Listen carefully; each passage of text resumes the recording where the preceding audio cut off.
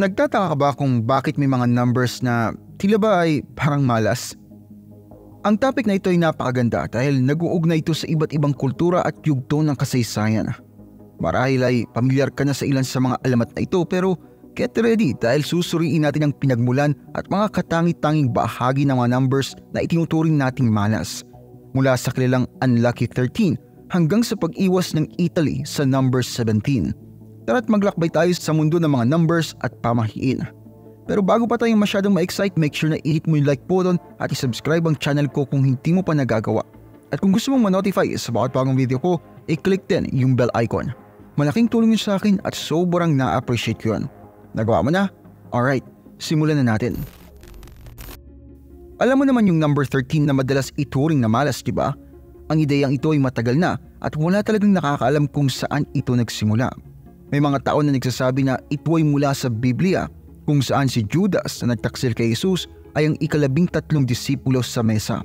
May iba naman nagsasabi na ito ay mula raw sa Norse mythology, kung saan si Loki ay niloko si Hoder para patayin ang sariling kapatid na si Balder. Mayroon din teorya na ito ay nagmula pa noong unang panahon, konektado sa mga sinaunang statwa na kumakatawan naman sa fertility. Pero itong twist, hindi lahat ng lugar ay tinuturing ang 13 bilang malas. Sa Japan, ang number 4 ang ituturing na malas. Ito ay dahil ang salita para sa 4 na shi ay katunog para sa kamatayan.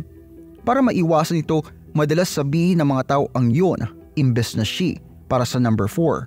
Sa India naman, ang number 13 ay tinuturing swerte at konektado ito sa magagandang bagay tulad ng creativity at kapayapaan. Meron din sariling malas na number ang Italy at ito nga ang 17.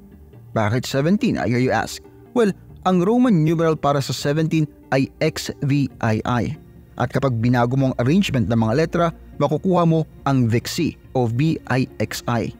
Sa Latin, ang Vixi ay ibig sabihin na nabuhay ako, na isang paraan ng pagsasabi ng patay na ako. Magkakaiba-iba ang mga lugar pagdating sa mga numero na itinuturing nilang mga malas, kaya ang number 13 ay maaaring magdulot ng takot sa iba. Pero sa ibang parte ng mundo, isa lamang itong karaniwang numero. Familiar ka naman sa Roman numerals, diba? Alam nating lahat na ang I ay 1, ang II ay 2, at ang III ay 3. Pagdating sa 4, medyo tricky na. Sinusulat natin ito bilang IV, na basically 5 o V minus 1 o I.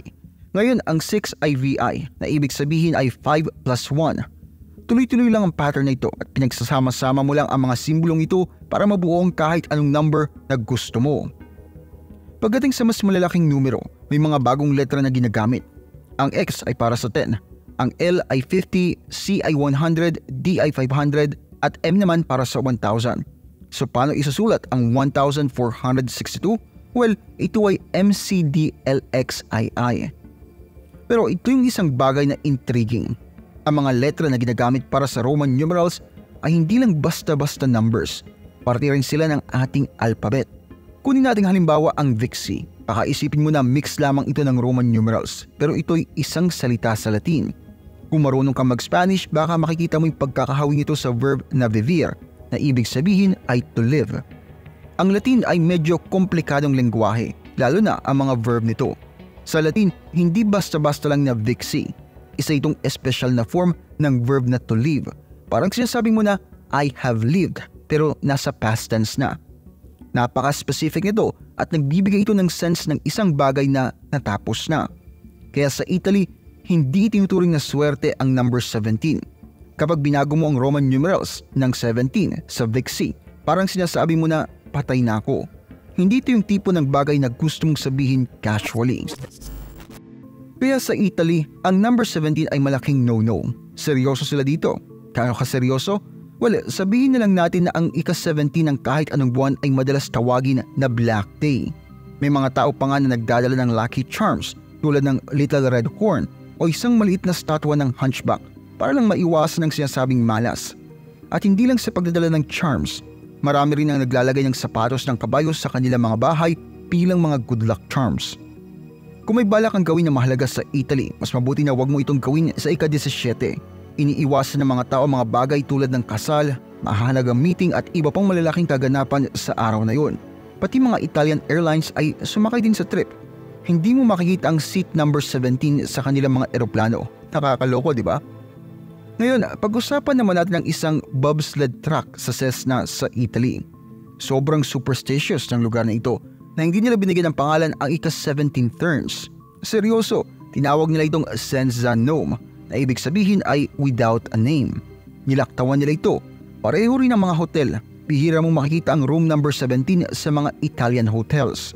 Pero ilagay natin ito sa perspective. Meron ba talagang mahiwagang kapangyarihan ang number 17 para magdala ng malas? Sino ang nakakaalam?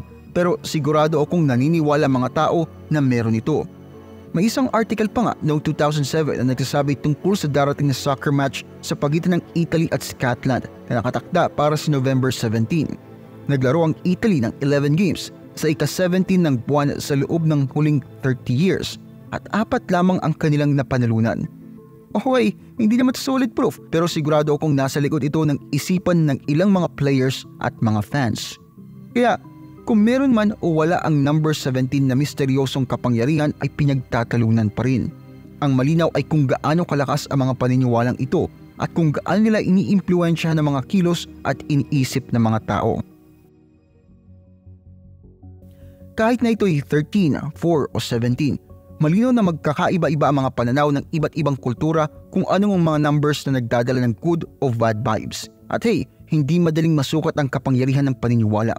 Kaya't sa susunod na maiwasan mo ang number o gumawa ka ng ritual para sa good luck, tandaan mo, you're part of a much larger global tradition. Kung gusto mong ginagawa ko dito, huwag kalimutang pindutin ang like at mag-subscribe kung di mo pa nagagawa. At kung meron kang ilang topic na gusto mong i-cover dito sa channel, lagay mo lang sa comment section at susubukan natin gawin yan. Maraming salamat sa panonood at kita-kits tayo sa next video.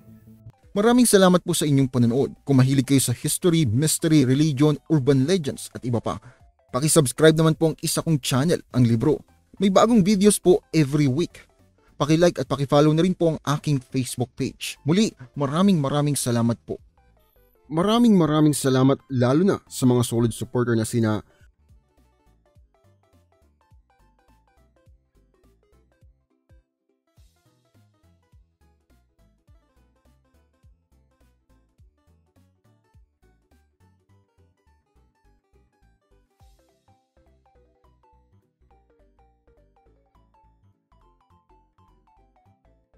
meron po tayong member content, pakicheck na lamang po ang playlist. Marami-rami na rin pong nakalagay doon.